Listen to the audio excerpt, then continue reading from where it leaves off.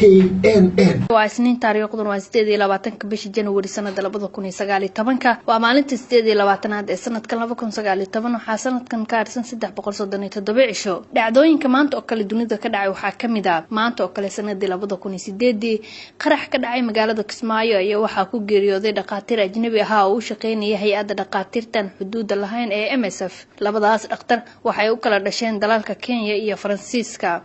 maanta oo kale sanadii 2009 dawladda Itoobiya ayaa ku dhawaaqday in dhammaan ciidamadeeda ay kala baxday Soomaaliya oo ay joogeen muddo 2 sano ka badan sidoo kale isla maalintaas waxaa la dhaariyay xildhibaanadii ugu horeeyay ee ka imanayay isbahaysiga dib u xoreynta Soomaaliya ee lagu daray baarlamaankii ku meel gaarka ahaa xafladda dhaarinta maalintaas waxay ka dhacday caasimadda Djibouti maanta oo kale sanadii 2012 koox weysna ayaa magaalada Muqdisho ku dilay Allah u naxariistay agaasimihii idaacadda Shabeelle ee Muqdisho ku taala Xasan Cismaan Cabdi oo fantastic loo yaqaanay